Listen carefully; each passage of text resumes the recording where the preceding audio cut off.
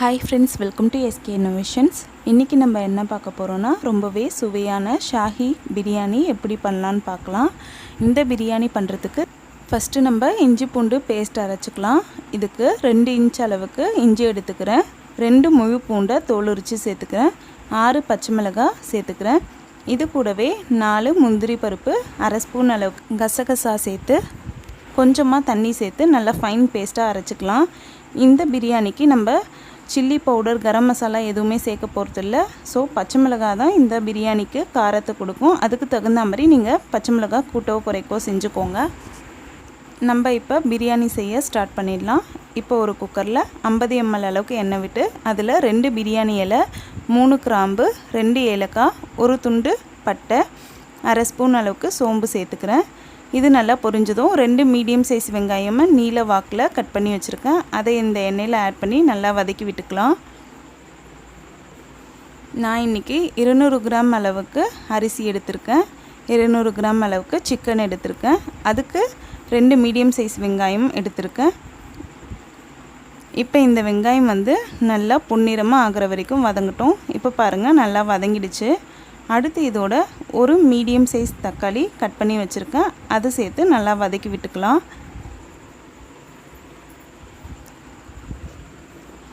இதில் நிறைய பேர் என்ன பண்ணுவாங்கன்னா, தக்காளி சேர்க்காமல் செய்வாங்க. நான் ஒரே ஒரு தக்காளி மட்டும் சேர்த்துருக்கேன். இந்த மாதிரி பண்ணும்போது இன்னுமே இந்த பிரியாணியோட சுவை சூப்பராக இருக்கும். தக்காளி ஓரளவுக்கு வதங்கினதும் இதோட நம்ம அரைச்சி வச்சுருக்க பேஸ்ட்டை ஆட் பண்ணிக்கலாம். பாருங்கள், பேஸ்ட் எந்த கன்சிஸ்டன்சியில் இருக்குது இந்த மாதிரி பார்த்துக்கோங்க. ரொம்ப தண்ணியாகவும் அரைக்க வேண்டாம். இப்போ இந்த பேஸ்ட்டை சேர்த்தாச்சு. இது கூடவே இந்த பிரியாணிக்கு தேவையான அளவுக்கு உப்பு சேர்த்து நல்லா வதக்கி விட்டுக்கிறேன்.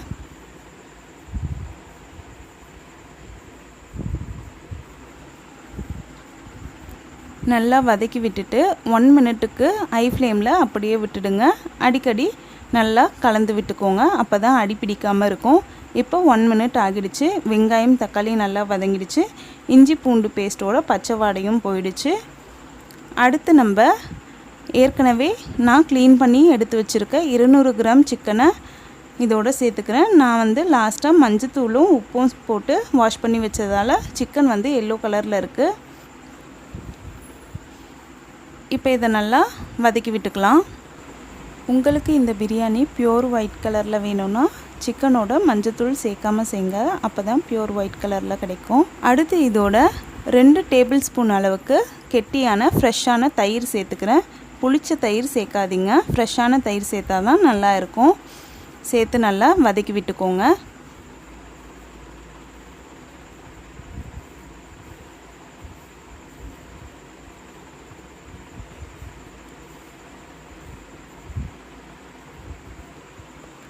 இப்போ இதை நல்லா வதக்கியாச்சு. இது ஒரு 5 நிமிஷத்துக்கு மீடியம் ஃப்ளேமில் வச்சு அப்படியே வதக்கி விடலாம். அப்போ தான் இந்த சிக்கனில் இந்த எசன்ஸ்லாம் நல்லா ஊறி இருக்கும். சிக்கன் சாப்பிட ரொம்பவே டேஸ்டியாக இருக்கும். அதனால் கண்டிப்பாக 5 நிமிஷம் நல்லா வதங்கி இருக்கணும். அடுத்து இதோட 200 கிராம் அளவுள்ள பாஸ்மதி அரிசியை நல்லா வாஷ் பண்ணிவிட்டு தண்ணி இல்லாமல் வடிகட்டி இதோடு சேர்த்துக்கிறேன். இந்த அரிசியை நான் ஏற்கனவே 10 நிமிஷம் ஊற வச்சு எடுத்திருக்கேன். ரொம்ப ஊற வைக்க வேண்டாம். சேர்த்துட்டு ஒரு 1 மினிட்டுக்கு இது நல்லா வதக்கி விட்டுக்கலாம். வதக்கி விடும்போது பார்த்து வதக்கி விட்டுக்கோங்க, இல்லாட்டி அரிசி உடஞ்சிடும். இப்போ 1 மினிட் ஆகிடுச்சு. 1 கப் அளவுக்கு நான் அரிசி எடுத்திருக்கேன், அதுக்கு 1.5 கப் அளவுக்கு நான் தண்ணி சேர்த்துக்கிறேன். இதை நல்லா கலந்து விட்டுக்கலாம். இந்த டைமில் நீங்கள் உப்பு செக் பண்ணிக்கோங்க, தேவைப்பட்டால் போட்டுக்கோங்க. இப்போ கொதிக்க ஆரம்பிச்சிருக்கு. கடைசியாக நம்ம புதினா, கொத்தமல்லி இலைகளை வாஷ் பண்ணிவிட்டு தண்ணி இல்லாமல் சேர்த்துக்கலாம். சேர்த்து 1 டைம் கலந்து விட்டுட்டு குக்கரை மூடிக்கலாம்.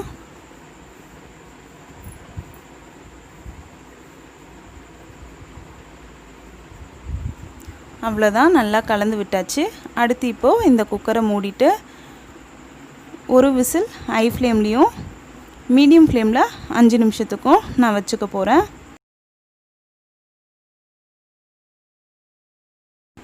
இந்த டைமில் ஒரு சின்ன சைஸில் இருக்கிற வெங்காயம் நீல வாக்கில் கட் பண்ணி எண்ணெயில் நல்லா பொரிச்சு எடுத்துக்க போகிறேன். இது நல்லா ஃப்ரை ஆகட்டும், அதாவது டீப் ஃப்ரை ஆகட்டும். நல்லா ப்ரௌன் கலரில் வந்துட்ட பிறகு இதை நம்ம எடுத்துடலாம். பாருங்கள், இந்த அளவுக்கு நல்லா பொரிஞ்சிருக்கணும். இப்போ இதை நம்ம தனியாக எடுத்து வச்சுக்கலாம். இது வந்துட்டு ஆப்ஷனலாக, பட் இதை பிரியாணியில் ஆட் பண்ணி சாப்பிடும்போது ரொம்பவே சுவையாக இருக்கும். இப்போ நம்மளோட பிரியாணியும் ரெடி ஆகிடுச்சு. பாருங்கள், குழையாமல் இருக்குது. உடைச்சி விட்டால் உதிரி உதிரியாக வரும், அடியும் பிடிக்கல. பாருங்கள்,